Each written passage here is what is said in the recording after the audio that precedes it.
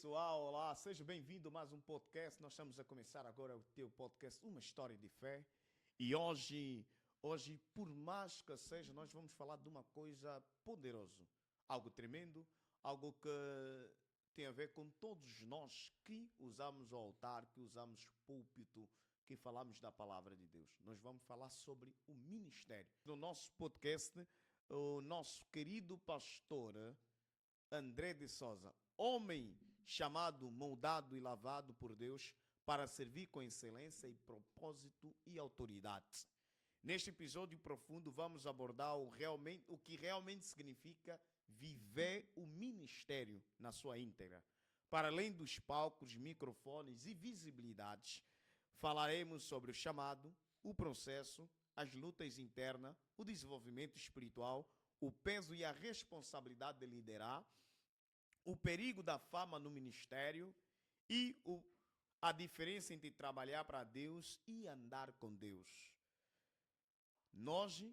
Hoje, nesse programa, o nosso querido pastor, nós estaremos a ouvi-lo no nosso podcast, Uma História de Fé.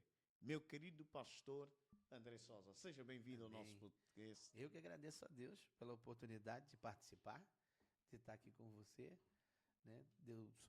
Moro nos Estados Unidos e Deus proporcionou essa oportunidade de estar aqui em Portugal e estar aqui fazendo esse podcast com vocês. Que Deus abençoe, pastor. Amém. Meu querido pastor, eu ouvindo que o pastor vive nos Estados Unidos e falar sobre ministério é algo tremendo, é algo profundo, porque eu vou lhe fazer essa pergunta. Qual é a diferença entre ter o ministério ou fazer o ministério nos Estados Unidos e fazer o ministério no seu país de origem, como o Brasil? Faz toda a diferença. Porque você estando no Brasil, você vai estar mexendo com brasileiros. Ok. Por mais de que cada pessoa seja de uma maneira diferente, lá no Brasil, por exemplo, porque estamos do Brasil, você vai ver pessoas do Deus e Amor, pessoas da Assembleia de Deus, pessoas da Presbiteriana, cada um vai estar colocando no seu devido lugar. Né? Ali está a Presbiteriana, ali vai estar tal lugar. Nos Estados Unidos é diferente.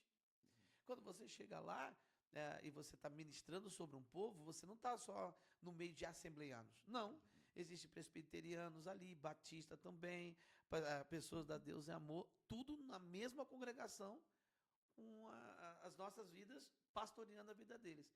Então é a hora que você tem desafios na flor da pele. Opa. Porque cada um tem a sua etnia, o modo de pensar. Pastor, eu tenho meus fundamentos, a minha maneira de ser. E aí? Então você tem que ter, como pastor nos Estados Unidos, ou seja, no exterior, isso em todo lugar, você tem que ter um jogo de cintura muito grande. É aí que vem a chamada, o ministério pastoral sobre a vida daquela pessoa. E saber levar todo aquele povo no único lugar, que é o céu.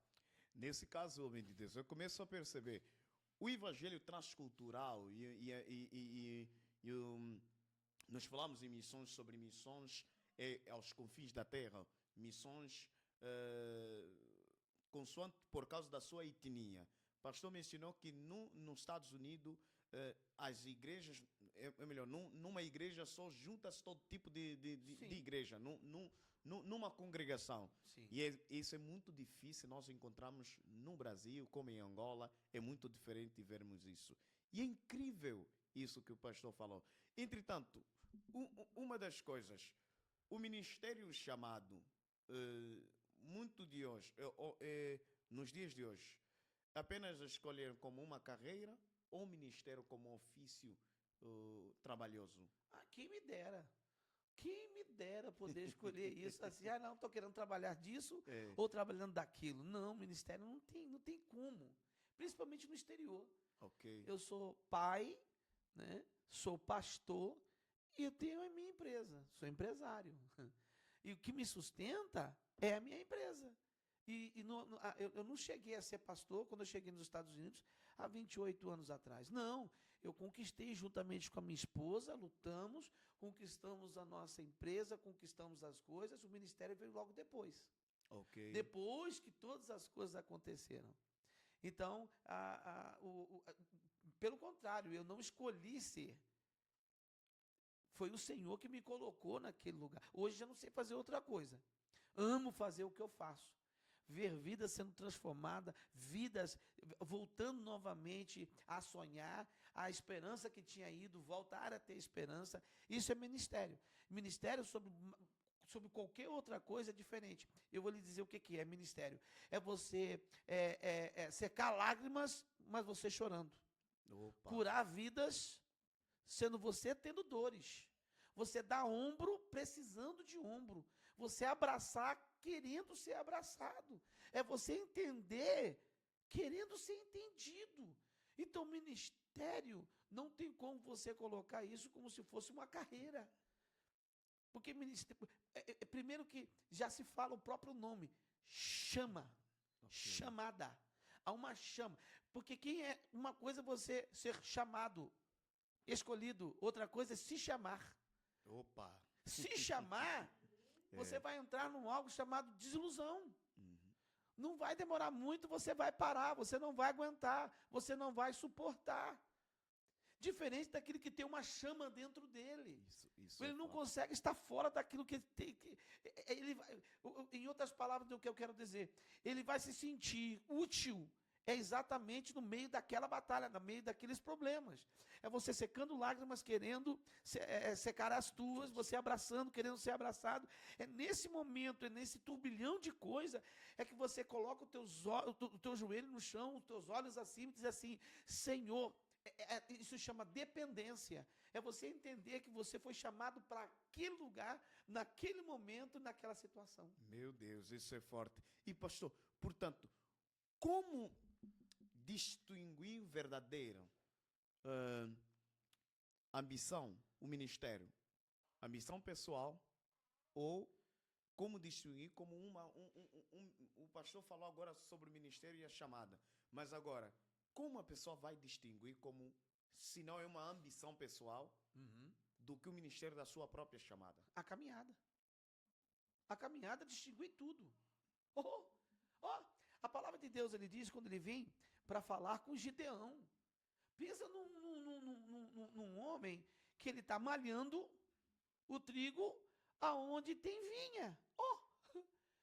Porque ele estava sendo covarde no momento? Não, era a circunstância que levou ele para estar lá. E de repente veio um anjo e veio dizer, homem, é você. Ele diz, quem? Eu? Não. Aí ele vem os questionamentos dele. Aí vem aquelas coisas que ele vem perguntar, mas quando, aonde é que está as histórias dos nossos pais? Você já contou uma história para o teu filho? E ele diz assim, é verdade isso? Como que não estou vendo isso? É ele questionar o anjo do Senhor, sendo que o anjo do Senhor está dizendo um homem corajoso. Amém. Deus fala contigo. E ele diz assim, a primeira coisa que ele levanta é questionamento. Então, a tua caminhada vai exatamente ter isso, dizer assim, mas como é? Você está me chamando, olha aquilo que nós estamos vivendo, olha aquilo que a gente está acontecendo conosco. E ele começa a não só a questionar, a falar, mas você já nota que o anjo do Senhor não para para querer dar resposta nos questionamentos. Ele continua dizendo, o Senhor é contigo. Amém. O Senhor é contigo. Amém. Então, quando é que você acha, no meio da tua caminhada, quando é ambição ou quando você tem convicção? É quando o Senhor se achega e Ele continua dizendo, além das tuas perguntas, o Senhor é contigo. O Senhor é contigo. Aí então você entende, é o Senhor falando contigo. Amém. O ministério tem sucesso sem processo? Impossível. Sendo que o processo é que ele vai te habilitar para onde Deus quer te levar, que é o alvo. Uma coisa é você falar de terra prometida. É fácil falar de terra prometida. Como é? A palavra de Deus diz que existe um povo. Você chega na frente da terra prometida, e aí ele é selecionado 12 homens, 12 espias. Porém, dos 12, só 2 vêm com algo dizendo assim, mas vamos, conforme Deus prometeu, vamos conquistar, porque o Senhor é conosco. Mas 10 deles disseram as mesmas coisas. Terra boa. É verdade, tudo isso que eles estão dizendo. Realmente a terra mana leite e mel. Aí eles logo colocam o quê? Mas tem gigante. Não, mas tem problema. Não, mas isso é que vai te distinguir as coisas na tua vida.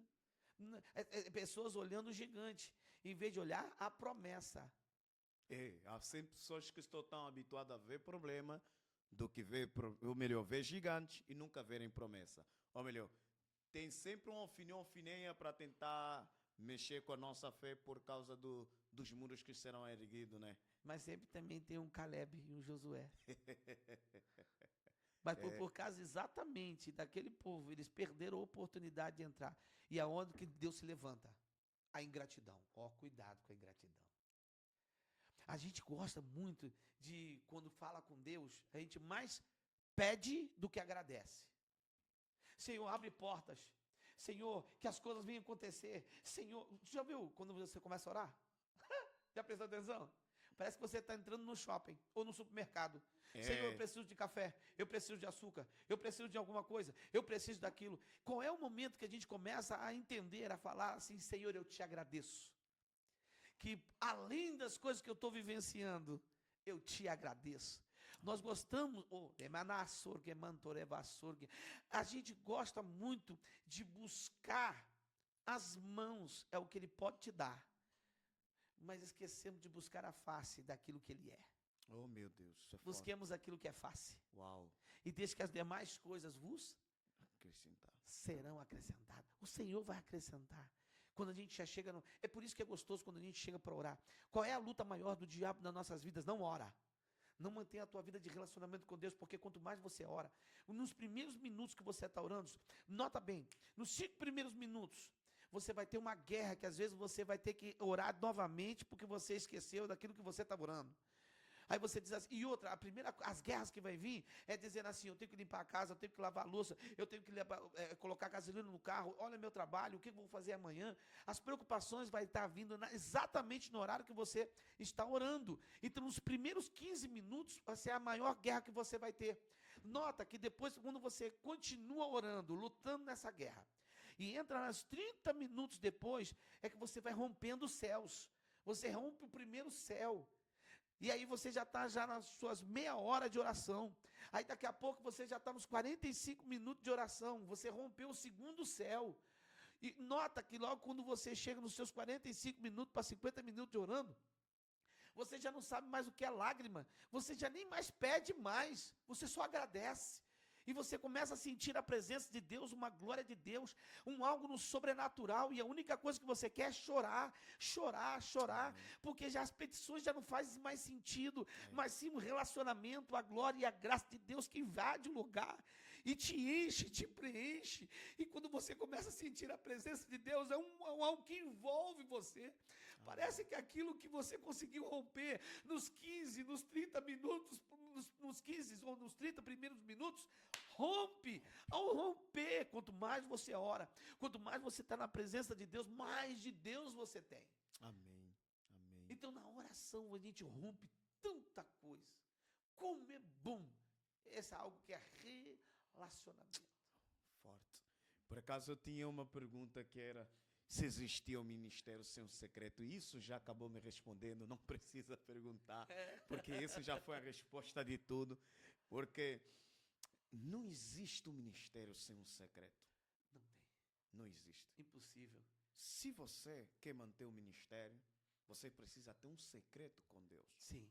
E o secreto com Deus vai te fazer Deus te revelar as coisas dele secreta. Por quê? Porque na hora que você está no secreto de Deus, você não fala o que você quer. Você fala aquilo que Deus manda. Deus manda. Então uma mensagem, então uma pregação já é diferente. Quando você tem secreto, você não prega. Opa. Ou você entrega uma mensagem.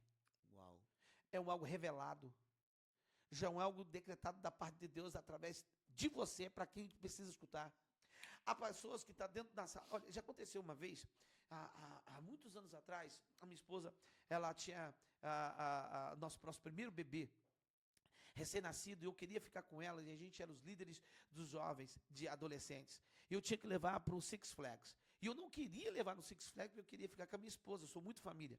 Eu queria ficar com a minha esposa, eu queria ficar com a minha filhinha, sabe? Aquele cheirinho gostoso, aquele abraço.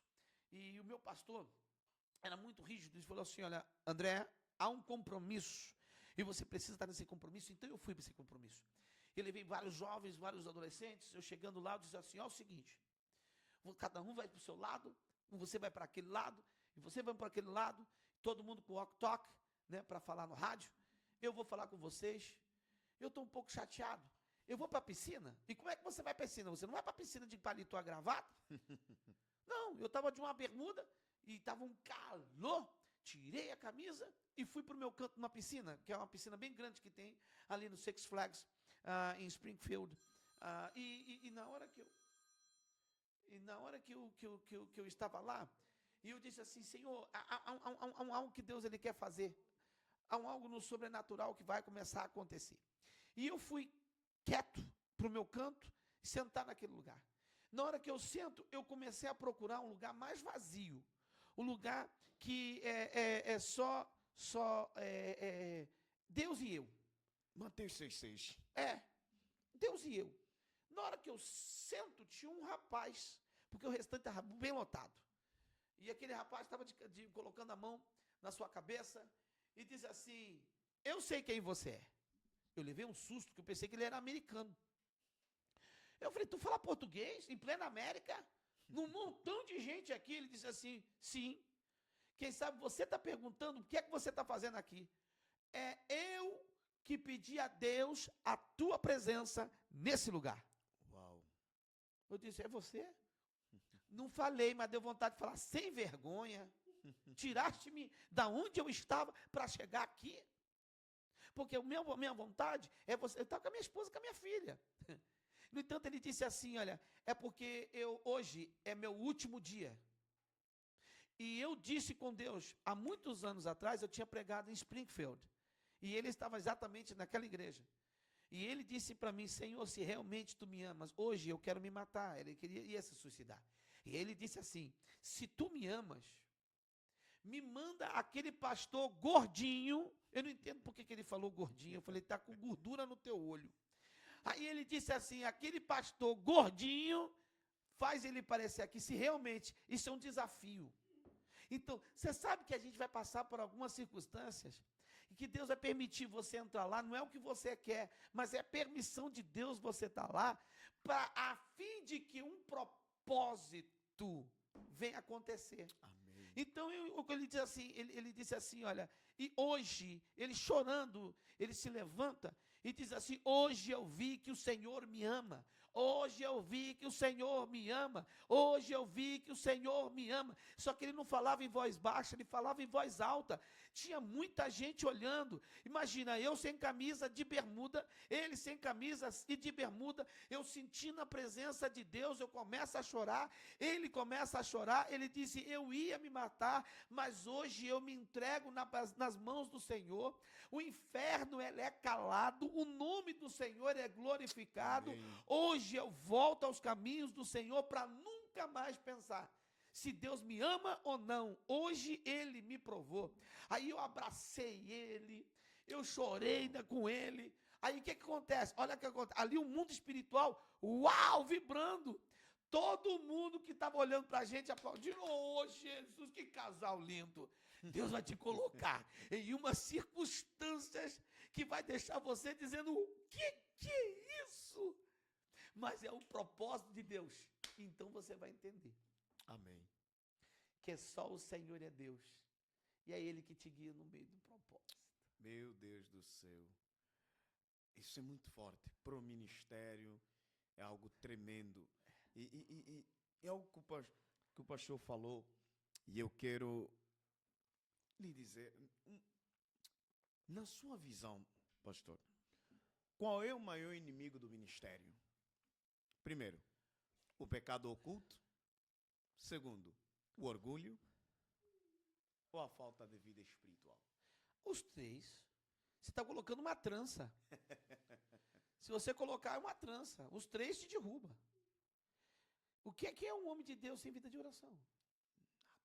O orgulho? Isso não tem problema com o orgulho, não, porque o Papai do Céu tem uns... Olha, a pior trama não é quando você até está com orgulho ou quando você tem pouca vida de oração. Não, é a bênção que Deus te entrega nas tuas mãos. Eu vou repetir.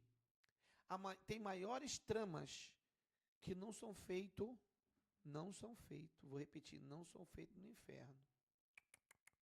São nas nossas vidas, com as minhas decisões. A Bíblia fala sobre Davi, lembra dele? Pois é. Ele era da onde? Campesino. O que ele cuidava? Ovelhas. Estava tudo bem com ele? Uma boa. Mas quando ele chega no castelo, agora é ele, palácio é dele. Mas quem deu o palácio para ele? Foi Deus. Quem deu o reinado para ele? Foi Deus. Quem deu autoridade para ele? Foi Deus. Agora pega agora. Ele vai, em tempos que reis estão guerreando, aonde está Davi? Em casa, no palácio, em cima de um terraço. Ele avista quem? Betseba. Então ele usa a autoridade que Deus deu, o palácio que Deus deu, a direção que Deus deu para cair com Betseba. Cuidado para pessoas não cair usando a bênção que Deus deu. Aí você acha que é orgulho? Deus quebra. A falta de oração, nada mais como um probleminha na vida da gente. Você já viu quando vai tudo bem? Você vai numa caminhada dando glória a Deus, aleluia, você canta. Mas quando os problemas batem na porta, qual é a primeira coisa que a gente faz? A gente já sabe o caminho. A gente vai orando, vai jejuando, vai se aquebrantando. Então tem o orgulho, Deus quebra. Nesse caso, mas o pior de todos é o pecado oculto. Pensa no Deus como sabe revelar as coisas. É. Eu já vi Deus arrancar profeta de cima de púlpito. Papai, não vou demorar muito não. Papai foi pregar numa igreja. Na hora que ele sobe em cima de um púlpito, uma mulher se levanta, falando em mistério. Então, peraí. Então, vai falar como um profeta. Vai pular como profeta. Vai dizer como profeta. Mas é enviado do inferno. Aí quando chega e fala assim, ó, você está em pecado. Só que meu pai tinha acabado de chegar de viagem, tinha dormido na casa do pastor, mas ninguém sabia. E no outro dia, estava com o pastor. O pastor leva ele para a igreja com o pastor. E uma mulher começa a dizer, ontem à noite você estava no prostíbulo. Aí quem se levantou não foi nem meu pai, foi o pastor, dizendo, como é que ele estava lá se ele estava na minha casa? É o pecado oculto? Deus revela. Deus te dá a corda. Vai fazendo, por causa da misericórdia de Deus. Mas vai ter uma hora que o mesmo Deus que dá a corda, ele pega. Amém. Por amor à tua alma, por amor à tua vida. Ele puxa de novo, ele vai te resgatar. Ele vai te voltar novamente, rapaz, volta para cá. Há uma oportunidade, então há coisas que pessoas podem até fazer. Mas não é porque eles são astutos, não é porque eles são sabedor, não, é a misericórdia de Deus sobre a vida de todos eles. Dura coisa é cair na mão do Deus vivo. Dura coisa é. Ele tem rede, mas não esquece que ele também tem anzol. Meu pai. Dura coisa é quando o anzol pega na boca e vai. Tu já viu? Eu já pesquei. Já algumas vezes, já cheguei a pegar 42 lambari, desse tamanhozinho. Glória a Jesus. Olha que coisa linda. Mas eu lembro que quando eu pegava, às vezes vinha pela boca, mas às vezes vinha pela guelra. Às vezes vinha, eu não sei como é que pegava no corpo dele, entrava, mas vinha. Ele vinha todo ferido, todo machucado, mas vinha. Tudo depende de como a pessoa quer. Mas que Jesus vai trazer de volta, vai. Ou vem pela rede no amor, ou vem pela dor. Meu pai do céu. O pastorado tornou-se pesado e solitário para muitos pastores. O que mais destrói o ministério? A crítica de fora ou o silêncio dentro da igreja? Olhai para o Cordeiro de Deus.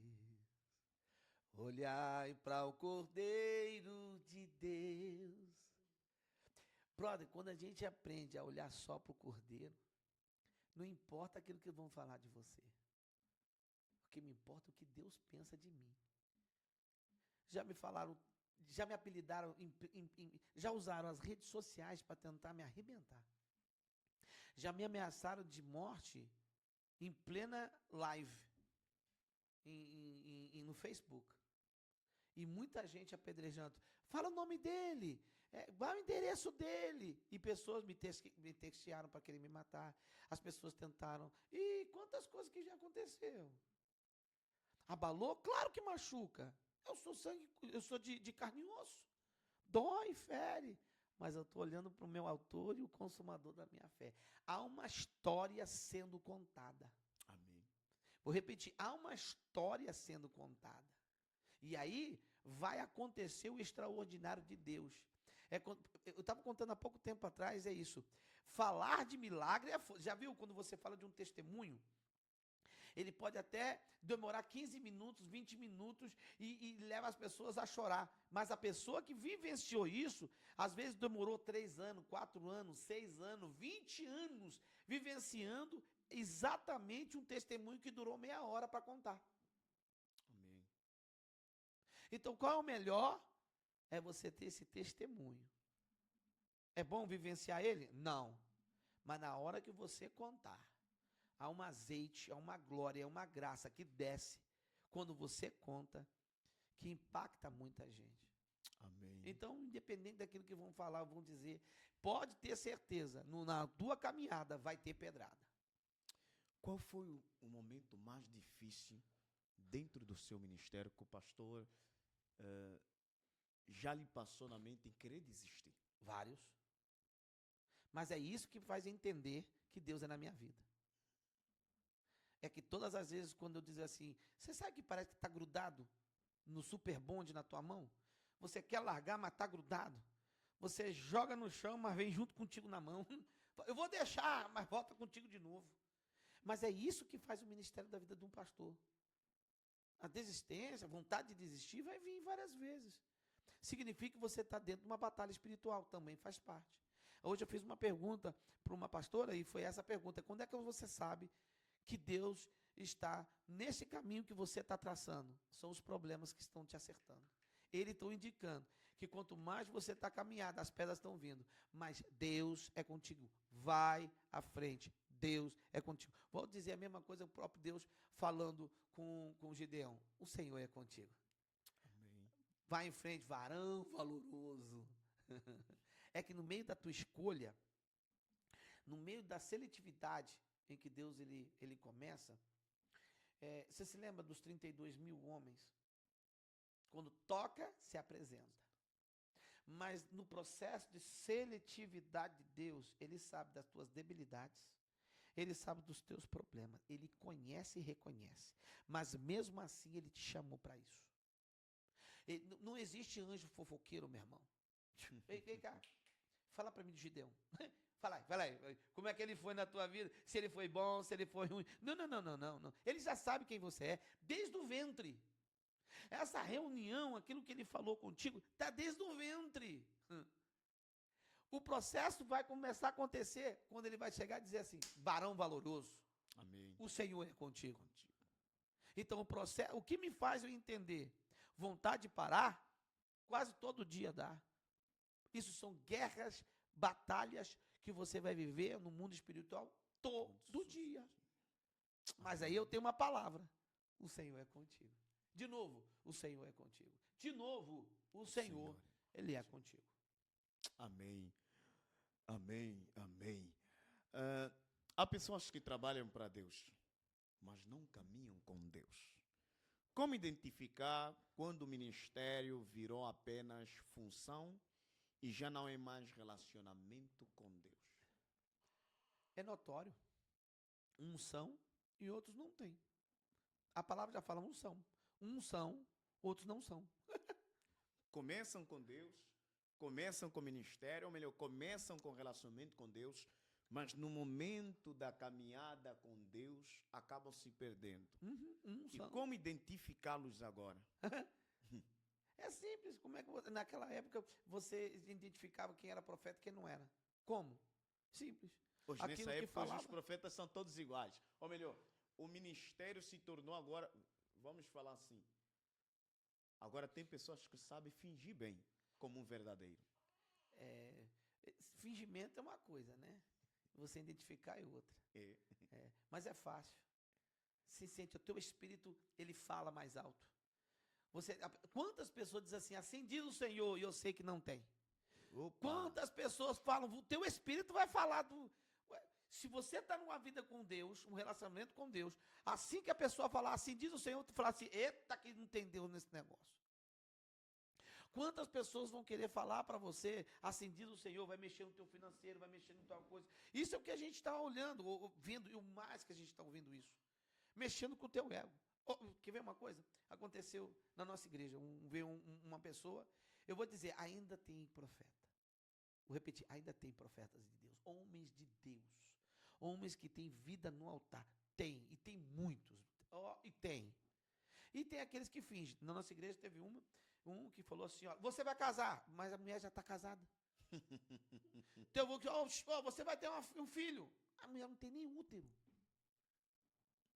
Então, o que você vai olhando? Aí todo mundo vai fazer na mesma hora, porque ninguém quer envergonhar ninguém. Então, o que a gente faz?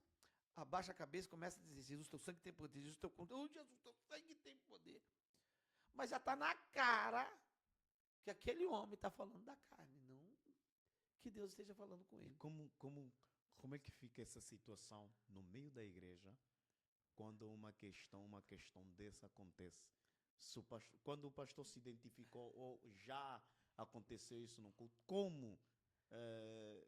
Porque aquilo cria um escândalo. Para quem conhece. Existem duas coisas. Facilmente, hoje, para escandalizar, está tão fácil. Hoje, assim, o escândalo ficou uma coisa, parece normal. Então, mas isso não hoje pode sobrevivemos ser. de escândalo, sobrevivemos de polêmica. Mas isso não deveria estar acontecendo na casa do Senhor. Então, o que a gente é melhor fazendo? Se calar. Deixa ele terminar de fazer. No final, tem coisas que eu não preciso fazer nada. Todos já sabem o que é e o que não é. Eu já recebo as pessoas me abraçando, dizendo, pastor, você já sabe o que é e você já sabe o que não é. Eu disse, ainda bem que você já sabe. Já, quando o povo já está preparado, já está ensinado, pode vir o que vier. Não abala, não escandaliza. As pessoas já entendem. E a maioria delas diz assim, eu sei porque eu estou vivenciando esse problema. Pastor, é na caminhada e eu sei. E eu sei.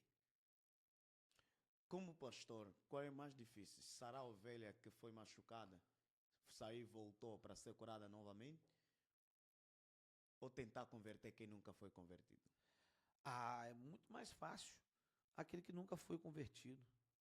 Ufa! Quando você começa a falar do amor de Deus, quando você começa a falar das maravilhas do Senhor, há pessoas... Eu peguei uma pessoa uma vez, e eu estava na Flórida, né? E nesse dia era férias que a gente estava tomando. E eu comecei a falar do amor de Deus para essa pessoa chorava.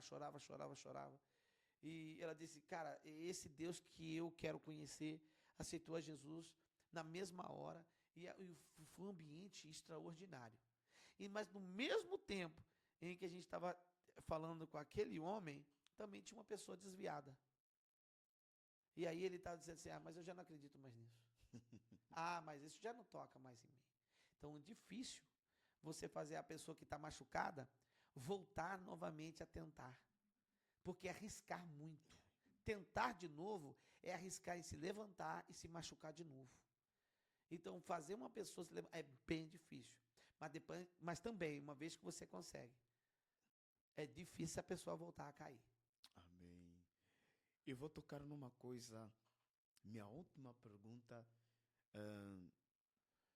Pastor, no ministério, o que Deus te pediu para renunciar, que quase ninguém sabe. Qual foi a coisa que Deus te pediu para renunciar e como essa renúncia moldou a tua pessoa hoje?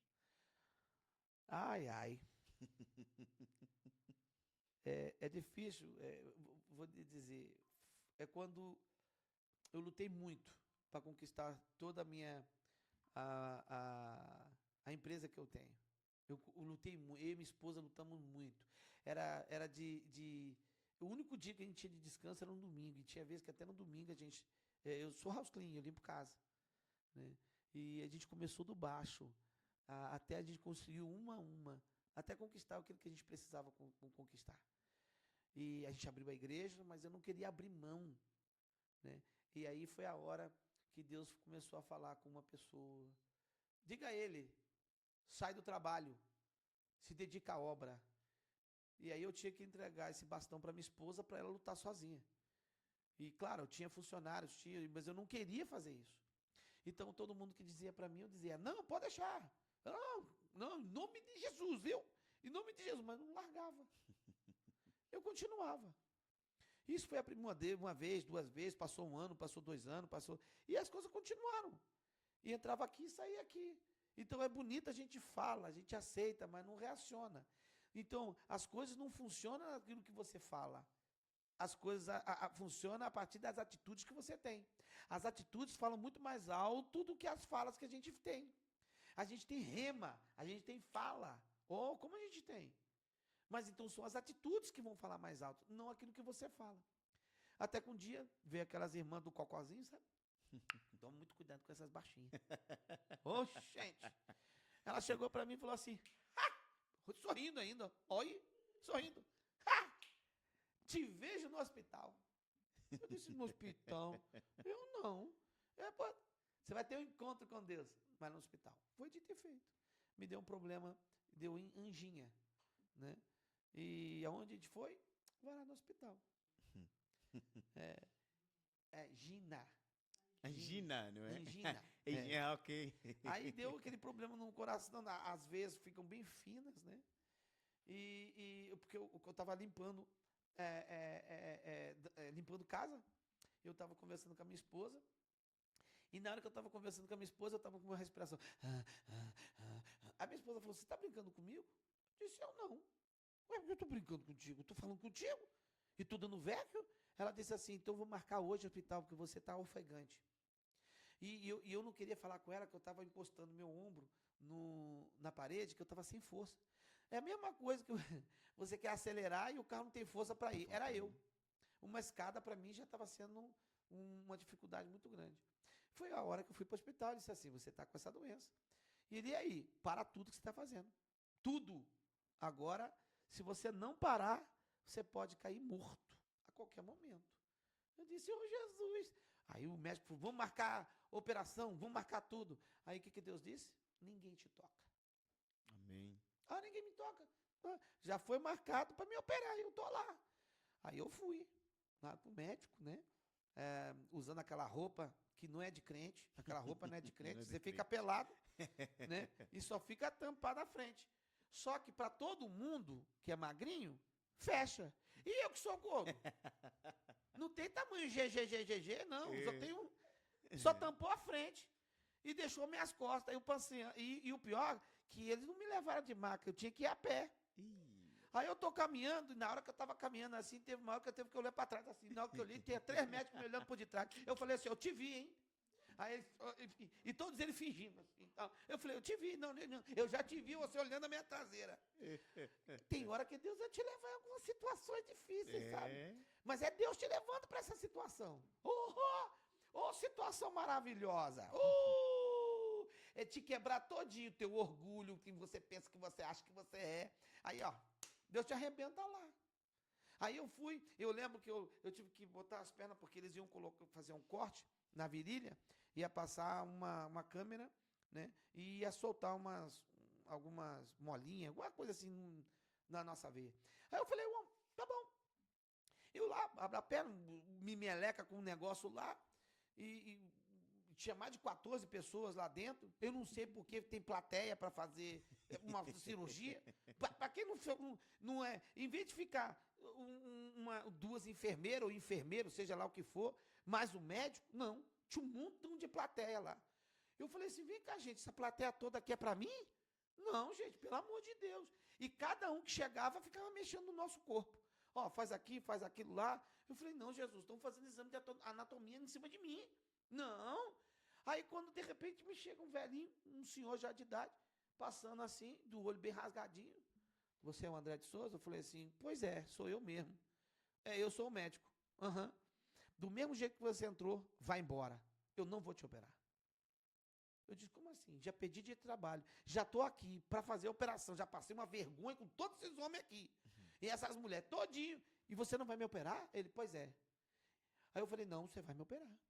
Aí ele pegou bem no meu ouvido.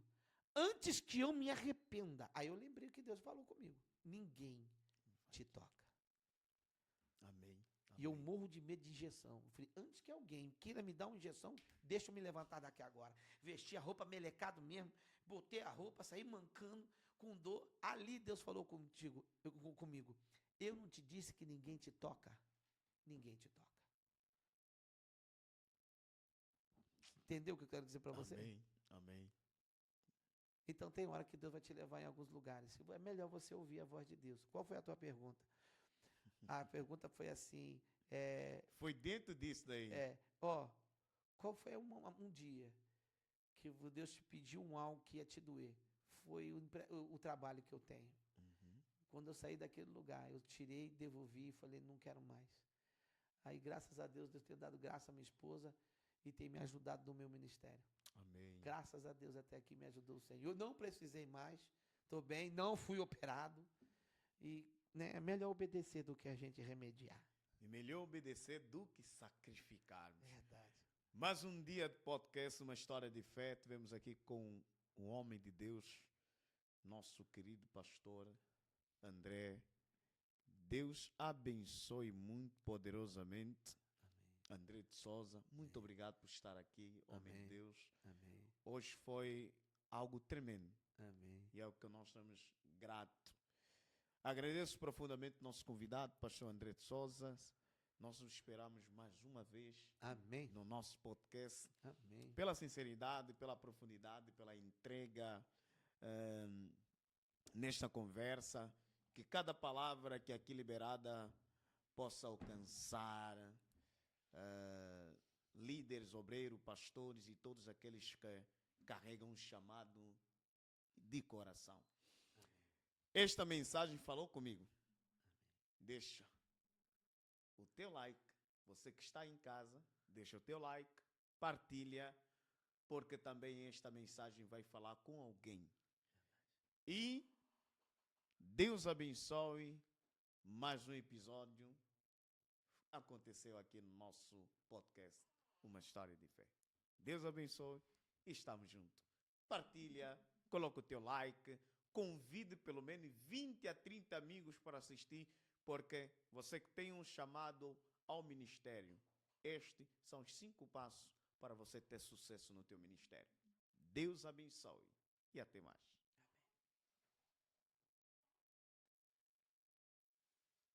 Tchau.